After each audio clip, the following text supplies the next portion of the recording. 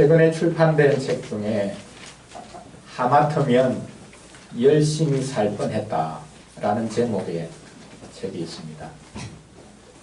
제목 자체가 이상하고 또 발칙한 제목의 책이라고 할 수 있겠습니다.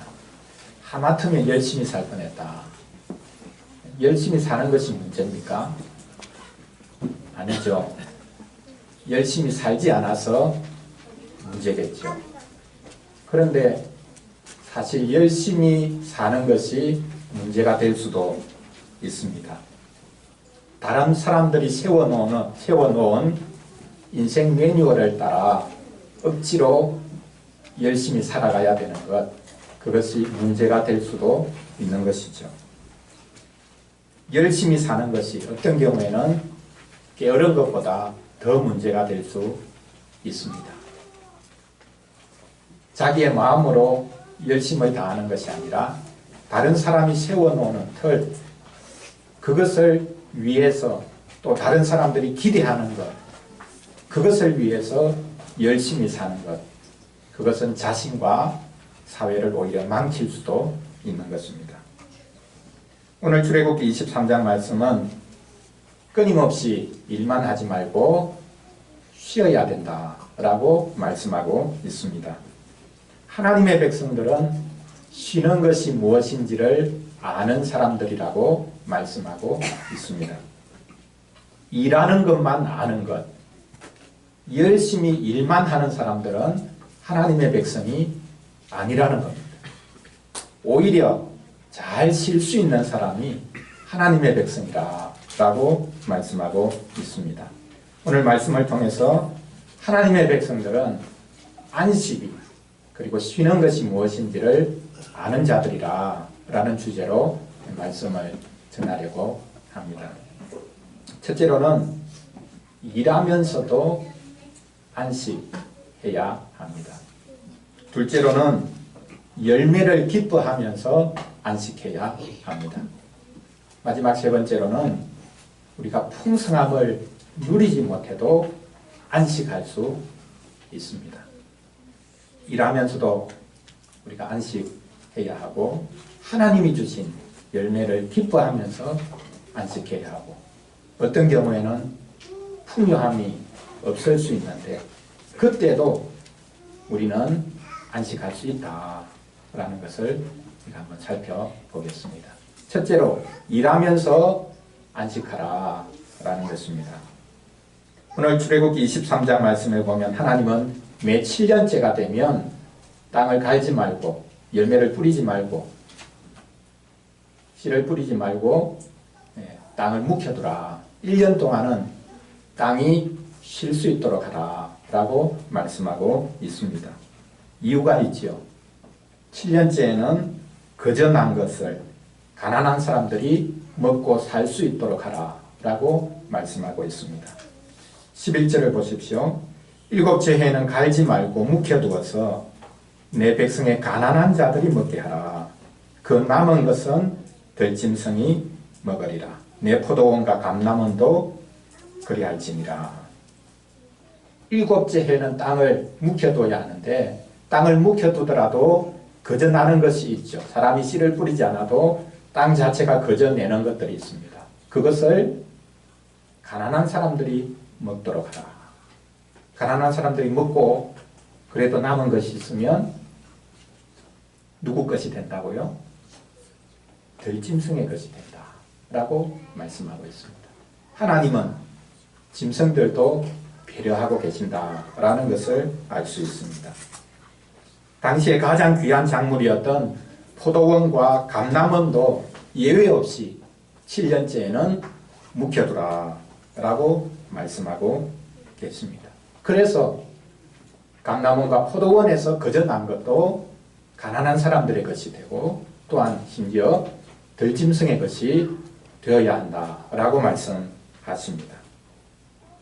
한 해 동안은 전국의 땅이 사실 가난한 자들의 소유가 되는 것이라 라고 생각을 할 수도 있습니다. 주인의 소유가 아니라 7년째는 모두의 소유가 된다. 가난한 자들의 소유가 되는 것이라 라고 말씀하고 있는 것입니다.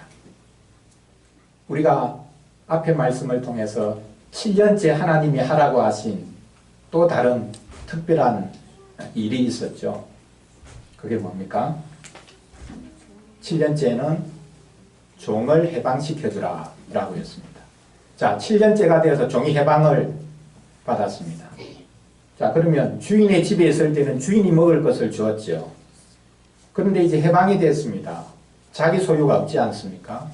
그러면은 차라리 내가 해방되고 자유 누리지 않고 주인의 집에 계속 있어야 되겠다라는 생각이 들지 않겠습니까? 주인의 집에 있을 때는 먹을 것만은 마음껏 먹었으니까 오히려 자유가 자기에게 더 고통스러운 것이 될 수 있지. 그런 의미에서 하나님께서는 7년째가 되면 종에게 자유를 주는 것뿐만 아니라 매 7년마다 땅을 묵혀두어서 자유롭게 된 종들이 그 7년째 거저나는 것을 먹고 그것을 기반으로 삼아서 앞으로 생활할 수 있도록까지 배려해 주셨다라고 생각할 수도 있습니다. 하나님께서는 몸을 자유롭게 해주신 것뿐만 아니라 땅도 자유를 주셨습니다. 땅에 먹을 것을 종들이, 해방된 종들이, 그리고 가난한 사람들이 누리도록 해 주셨습니다. 이렇게 하나님은 매 7년째만이 아니라 또 한 주간의 하루, 매 7일마다 일하지 말고 쉬라고 말씀하셨습니다. 이날이 어떤 날입니까? 우리가 너무나 잘 아는 안식일이죠. 네, 한 주간의 마지막 날, 7번째 날인 안식일. 이날은 쉬는 날입니다. 이날에는 자기 혼자만 일하지 않으면 되는 것이 아닙니다. 자기와 관계된 모든 이들이 다 쉬어야 된다라고 말씀하시죠. 오늘 말씀에도 분명하게 언급하고 있습니다. 12절 말씀에 보면요. 너는 여세 동안에 내 일을 하고 7째 날에는 쉬라. 내 소와 나귀가 쉴 것이며 내 여종의 자식과 나그네가 숨을 돌리리라. 사람이 부리는 소와 나귀도 이 안식일에는 쉬게 해주라고 말씀합니다. 종들도 쉬어야 합니다. 오늘 특별히 재미있는 것은 종들의 자식, 여종의 자식이 숨을 돌릴 수 있게 될 것이라 라고 말씀하고 있습니다. 종이 되면 그 종에게서 가정이 생기고 자식이 나면 그 자식도 종이죠. 그러니까 자식도 부리는 겁니다. 산업혁명 시절에 어린 아이들까지 동원해서 노동력을 착취했던 그 역사를 우리가 알고 있는데 종의 가정은 그 자식도 종이니까 계속 일을 해야 되는 것입니다. 그런데 안식일에는 여종에게, 남종에게 안식을 줄 뿐만 아니라 그 종의 자식에게도 안식을 주어서 그 종의 가정이 안식일에 쉴 수 있도록 해줘라. 그래야 그 가정이 평안을 누리고 기쁨을 누릴 수 있지 않겠냐라고 말씀하고 계십니다. 손님도 쉬게 하라고 말씀하고 있습니다. 안식일은 모든 사람이 같이 더불어 쉬어야 합니다. 안식일에는 모든 사람이 다 평등하게 되는 날일 것이죠. 착취가 없고 착취당하는 것이 없는 모든 사람이 하나님 안에서 같이 기뻐하고 쉴 수 있는 날이 됩니다. 그래서 함께 쉬라고 합니다. 내가 쉬어야 되니까 종을 더 부리는 날이 되어서는 안 된다는 겁니다. 모두가 같이 쉬는 날이 되라고 말씀하고 있습니다. 이렇게 구약의 하나님의 백성들은 일한 후에 안식일 쉬었죠. 하나님은 충분히 쉬라고 하십니다. 그런데 신약 성경에서는 안식일이 주일로 바뀐 것을 우리에게 말씀하고 있죠. 신약 시대에는 안식일이 한 주의 첫날, 즉 주일 첫날로 바뀝니다. 한 주의 마지막 날이었던 안식일이 한 주의 첫날인 주일로 바뀝니다. 이제 우리는 쉬고 난 다음에 일을 한다라고 말할 수 있습니다. 그러면 이 차이가 뭐겠습니까? 일하고 난 다음에 쉬는 것하고 쉬고 난 다음에 일하는 것하고 무슨 차이가 있겠습니까? 사실 큰 차이가 없죠. 일하고 나서 쉬면 쉬고 난 다음에 또 일해야 되지 않습니까? 반대로 쉬고 나서 일하면 또 쉬고, 그러면 계속 쉬는 것이 연결이 됩니까? 결국은 또 일을 해야 되죠. 쉬고 나서 일하는 것하고 일하고 나서 쉬는 것하고 사실 큰 차이가 없을 수 있습니다. 그러나 우리는 주일이 예수 그리스도께서 부활하신 날이라는 것을 잘 알고 있습니다. 그런 의미에서 우리는 일하는 것이 쉬는 것을 중단하는 것이 아니라 오히려 우리는 일하는 것이 하나님의 안식에 동참하는 것이 된다라는 것을 보여주는 것이기도 합니다. 그래서 쉼이 먼저 있습니다.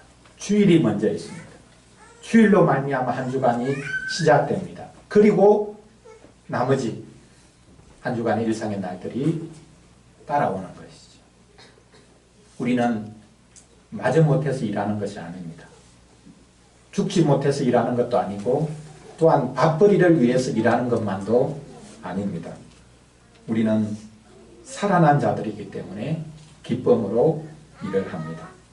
하나님의 안식에 이미 동참한 자들이기 때문에 우리는 이 세상에서 기쁨으로 일을 할 수 있는 것입니다. 그래서 믿는 우리에게는 노동이 타락의 결과일 뿐만 아니라 동시에 회복의 시작이라는 것을 우리가 알 수 있습니다. 하나님의 백성들은 일하고 난 다음에 쉴 뿐만 아니라 일하면서도 하나님의 안식을 누릴 수 있다라는 것, 얼마나 큰 복인지 모르겠습니다. 둘째로는요, 일하면서 쉬라고 하신 것뿐만 아니라 하나님께서는 열매를 주시면서 그 열매를 기뻐하면서 안식하라 라고 말씀하십니다. 하나님께서 자기 백성들에게 안식하라고 쉬라고 하신 것은 회사에서 휴가를 주면서 무급 휴가를 주는 것과는 다릅니다. 돈도 주지 않고 쉬라고 하면 어떻게 쉴 수 있겠습니까? 하나님께서는 자기 백성들에게 먹을 것을 주시면서 열매를 주시면서 그것을 기뻐하면서 쉬라고 말씀하십니다. 오늘 보면 14절부터 보면 매년 3가지 절기를 지키라고 말씀하셨습니다. 유대인들에게 가장 중요한 3가지 절기입니다. 어떤 절기들입니까? 먼저는 무교병의 절기라고 말하고 있습니다. 무교병은 누룩이 들어가지 않은 빵이라는 뜻이죠. 누룩이 들어가지 않은 빵을 먹는 절기라. 이 절기가 쉽게 말하면 유월절입니다. 애굽에서 나오게 되죠. 10번째 재앙, 장자가 죽어나가는 재앙을 겪고 난 다음에 애굽 사람들이 이스라엘 백성들의 등을 떠밉니다. 빨리 나가라고 막 재촉을 하죠. 그러니까 이스라엘 백성들은 누룩을 넣어서 빵을 부풀리고 충분히 준비해서 먹을 것 챙겨서 나갈 수가 없었습니다. 급히 등이 떠밀려서 나가야 됐기 때문에 무교병을 먹을 수밖에 없었죠. 그래서 애굽에서 나오게 된 것을 기뻐하면서 무교병의 절기를 지키라 라고 말씀하셨습니다. 바로 이 6월절 무교병의 절기 때에 사실 땅이 한 해에 처음으로 열매를 내기 시작합니다. 그게 보리인데요. 그래서 하나님께서는 땅이 한 해에 처음으로 보리를 내는 그 절기와 맞물려서 바로 이 무교병의 절기 6월절을 지키라 라고 말씀하셨습니다. 두 번째 절기는 맥추절이죠. 초실절로부터 50일째 오순절이죠.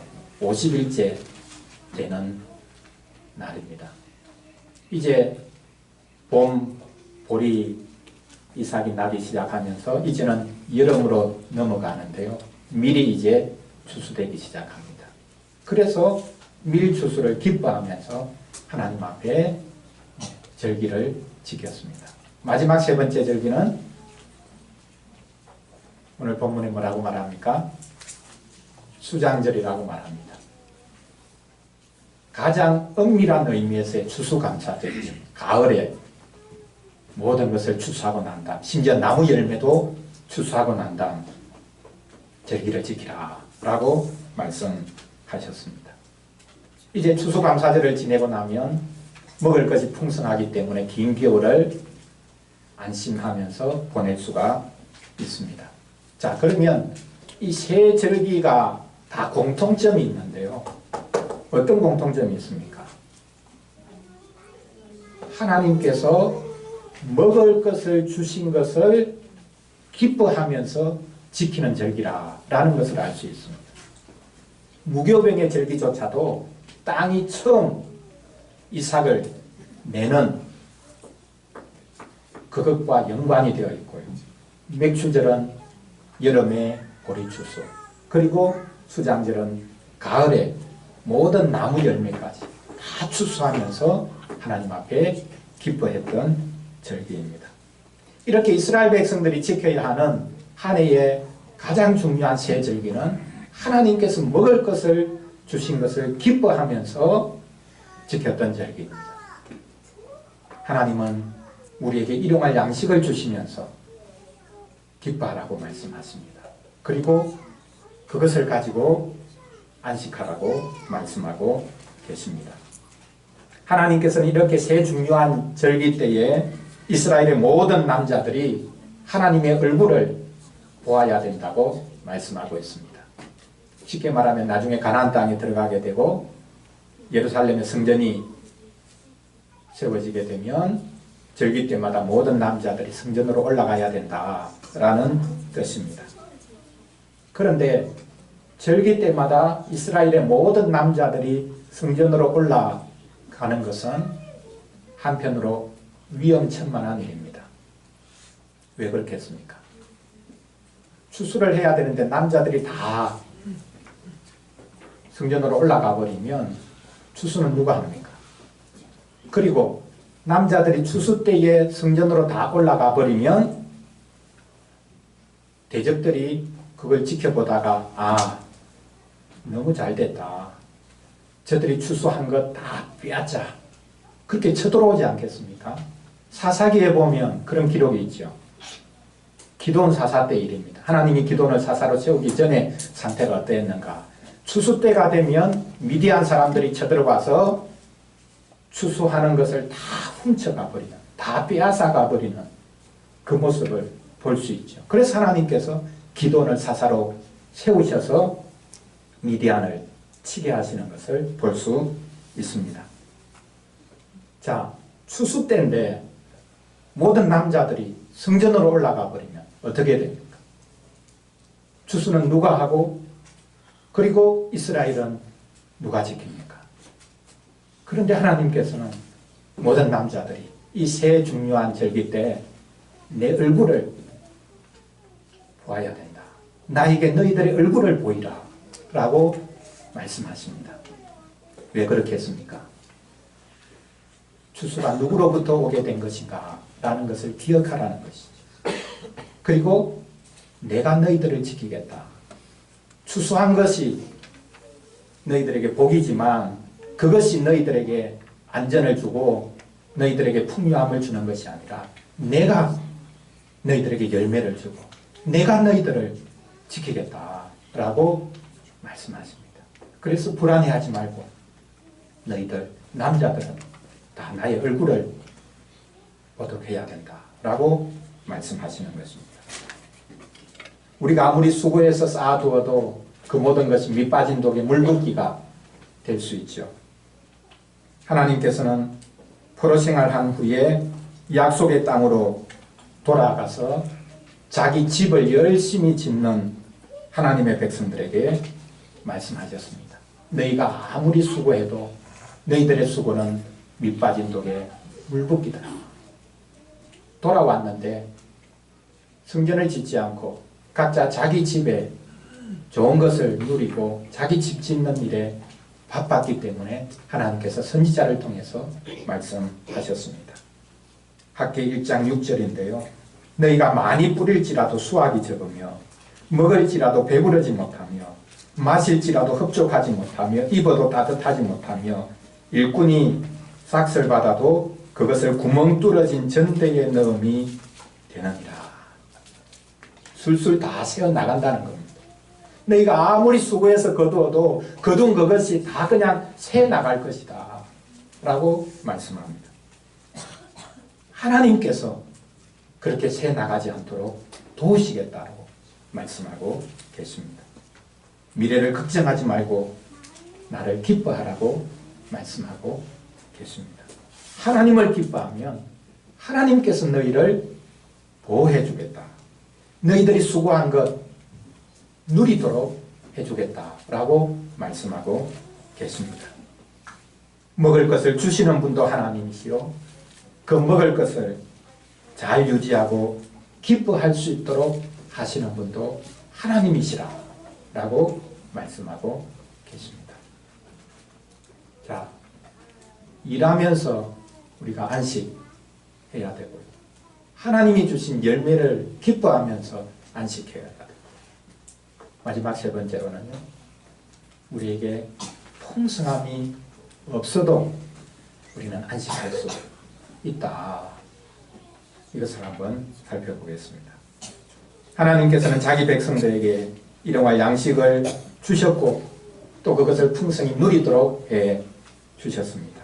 이때 하나님의 백성은 기쁨으로 하나님께 주신 것을 가지고 나아와야 했습니다.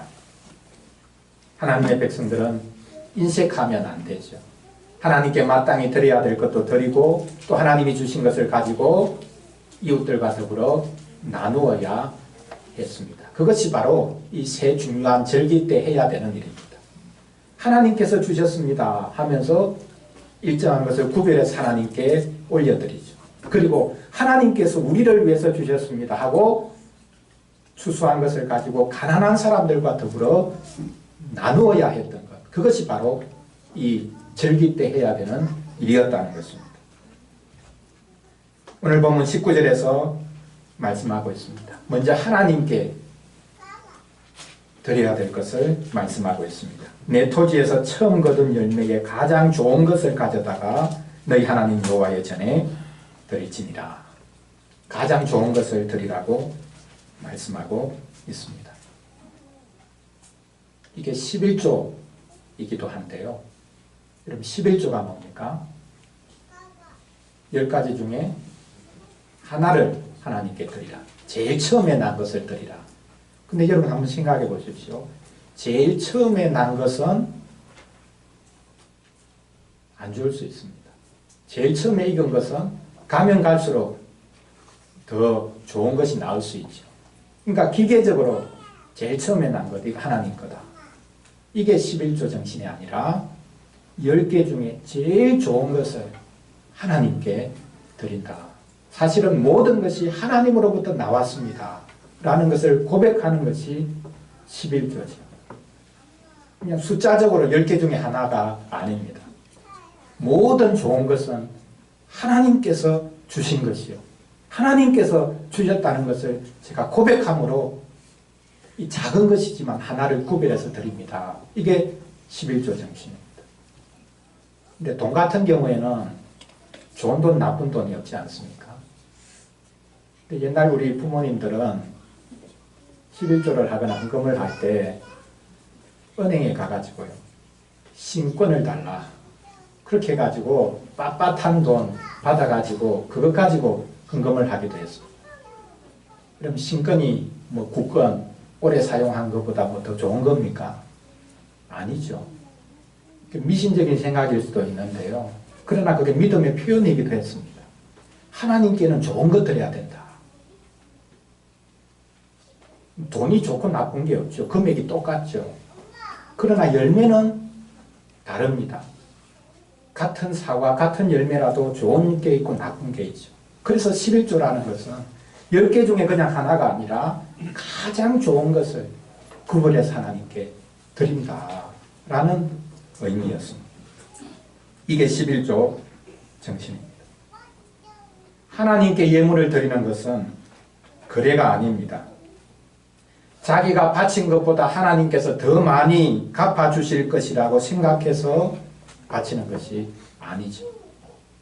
내가 10만 원 11조 하면 하나님이 100만 원 돌려주실 거다. 이런 마음으로 드리는 것이 11조가 아니죠. 우리는 풍요의 신을 섬기지 말아야 합니다. 오늘 출애굽기 본문 마지막 부분에서 언급하는 것이 바로 이런 것인데요. 너는 염소 새끼를 그 어미의 저주로 삼지 말지니라. 많은 성경학자들은 이게 당시 가나안의 풍요를 기원하는 제의적 행위였다고 말합니다. 염소 새끼는 계속해서 자라갈 힘과 생명을 상징합니다. 또 어미의 젖은 똑같은 의미로 새끼를 키울 생명을 상징하는 것입니다. 그러니까 염소 새끼와 어미의 젖 두 가지가 다 생명과 풍요를 가리키고 있습니다.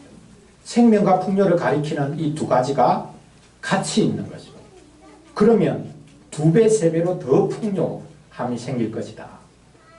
그래서 이런 행위를 하면서 자기들의 신께에 빌었던 제사적 행위, 그것이 바로 오늘 본문에서 말씀하고 있는 것이라 라고 봅니다. 하나님께서는 자기 백성들에게 이방인들의 그런 풍요를 기원하는 의식에 참여하지 말라고 말씀하고 계십니다. 그런 의식이 너희들에게 풍요함을 주는 것이 아니라 하나님이 내가 너희들에게 풍요함을 주겠다. 그것을 믿으라 라고 말씀하고 계십니다. 현대인들은 신을 믿지 않지만 다들 신을 또 다른 의미에서는 믿고 따르고 있습니다. 종교인들도 예외 없이 세상 사람들과 같은 신을 섬기고 있습니다. 풍요의 신입니다. 자본주의라는 신입니다. 자본주의야말로 풍요의 신이 아닙니까? 믿는 우리들도 별 수 없지 않습니까? 현대의 유일한 신이 있는데 그 신은 자본주의다. 풍요의 신이다. 만몬이다. 그렇게 말할 수 있을 것입니다. 풍요한 것이 잘못된 거냐? 부자가 되는 것이 잘못된 거냐? 하나님의 복 아니냐? 맞습니다. 여러분 구약 성경을 보면요. 하나님의 복은 물질입니다. 하나님의 복 이퀄 물질, 부요함, 그 등식이 성립될 정도입니다. 아브라함이 거부가 되지 않습니까? 이삭과 야곱도 거부가 되죠. 그래서 하나님이 복 주셨다라고 하면 눈에 보이게 나타나는 겁니다. 부자가 되는 거죠. 많은 양떼, 소떼를 거느리게 되는 거죠. 아, 하나님이 복 주셨구나. 눈에 보이도록까지 해주신 거죠. 그러나 가난하게 되는 것은 그러면 하나님이 저주하신 거냐? 그것은 아닙니다. 신약시대에 와보면 더욱더 분명해지지만 하나님의 백성들은 가난 속에서도 하나님의 은혜를 더 풍성히 누린다고 말씀하고 있습니다. 고난이, 연약함이 하나님이 버린 결과가 아니라 하나님의 은혜가 모자란 것이 아니라 오히려 그곳에 하나님의 은혜는 더 넘친다고 말씀하고 있습니다. 고난과 연약함 가운데 하나님의 은혜가 오히려 온전해진다고 말씀합니다. 신비한 일이죠. 고난 가운데, 우리의 연약함 가운데 하나님의 은혜가 비로소 온전해진다라고 말씀하고 있으니 말입니다. 그렇다면 신자가 주님 때문에 고난을 받는다면 그것은 황송함입니다. 우리가 연약함 가운데 살아가는 것, 그것이 또한 큰 영광이기도 합니다. 우리의 연약함이 곧 강함이고 우리의 연약함을 통해서 오히려 하나님의 은혜가 온전해지기 때문입니다. 그렇다면 우리는 애써 연약함을 없애려고 할 필요는 없겠습니다. 애써 또한 강한 채 할 필요도 없겠습니다. 좀 약해도 됩니다. 계속해서 약해도 상관이 없습니다. 그 약함 가운데 하나님의 은혜가 나타나기 때문입니다. 하나님이 구원해 주시구나. 그 사람의 강함 때문에 스스로 구원을 이루는 게 아니라 그 사람이 약해도 구원은 하나님께서 이루어 가시구나 라는 것이 드러나는 자리가 바로 우리의 약함의 자리이죠. 내가 강하면요 하나님의 구원을 인정도 안 할 뿐만 아니라 내가 잘해서 이렇게 되구나. 다른 사람도 그 사람이 원래 강하니까 저렇게 잘하는가 보다. 우리를 통해 하나님의 도움을 볼 수가 없는 겁니다. 나 자신도 하나님의 도움을 기대하지 않는 것이죠. 그래서 하나님은 사도 바울에게조차도 연약함을 주셨습니다. 이거 없애달라고 기도했지만 하나님 이거 좀 없애주십시오. 그러면 제가 복음 더 잘 전하겠습니다. 더 큰 능력을 나타내며 살 수 있겠습니다. 했더니 하나님 아니다. 그게 너에게 있어야 된다. 연약함 그것이 사실 너를 너되게 하는 것이고 하나님의 은혜를 은혜되게 하는 것이다 라고 말씀을 하십니다. 우리는 좀 약해도 됩니다.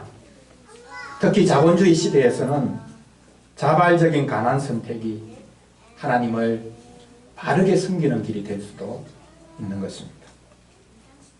사랑하는 성도 여러분, 하나님께서는 우리에게 안식을 주기를 원하십니다. 너무 일만 하지 말고 좀 쉬라 라고 말하십니다. 열심히 일한 당신 떠나라. 광고 카피였죠. 자, 어떤 회사에서 만든 카피인지 아십니까? 카드 회사에서 만든 광고 카피입니다. 그러면 뭐 때문에 만들었겠습니까? 카드 많이 쓰라는 거죠. 그래야 우리가 부자가 될 수 있으니까.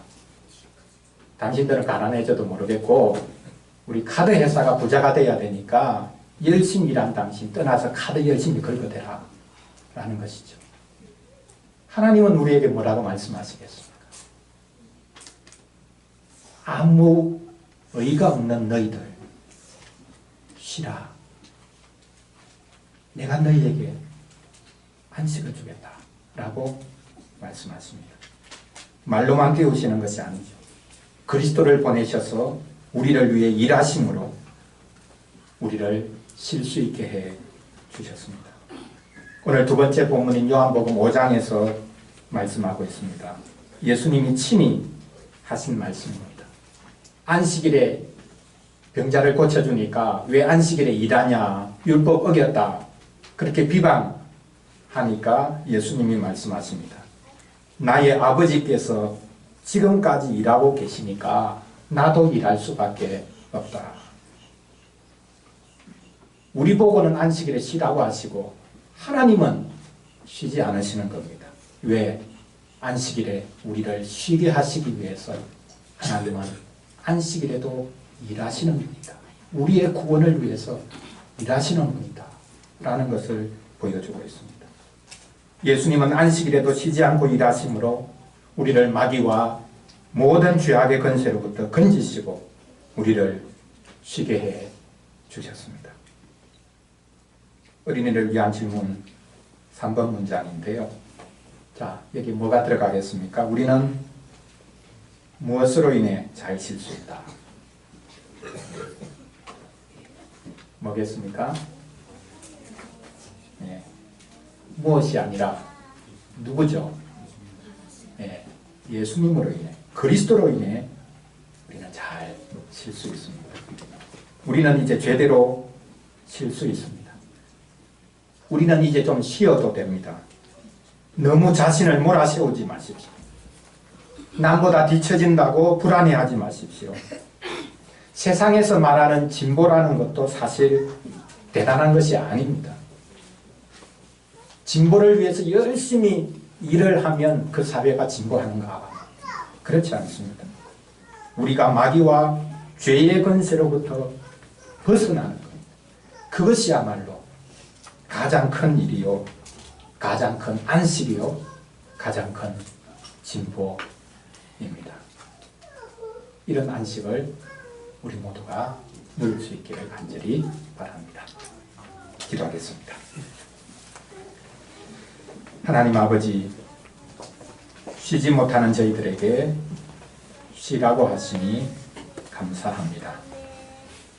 그리스도께서 일하심으로 저희를 쉬게 해주시니 감사합니다. 여전히 저희들에게는 내가 쉬면 사회에서 낙오하지 않겠냐고 불안해하는 마음이 없지 않습니다. 우리가 일하고 수고하지만 그 모든 것에 복 주셔서 그것이 유익하도록 해주시는 분이 하나님이심을 믿게 하여 주시옵소서. 헛된 노력도 많다는 것을 알게 해주셔서 주 안에서 수고하고, 수고하고서는 그 결과를 주께 맡기고 주께서 주신 분복으로 만족하며 살도록 도와주시옵소서. 우리를 위해 지금도 수고로 일하시는 우리 주 예수 그리스도 이름으로 기도합니다. 아멘.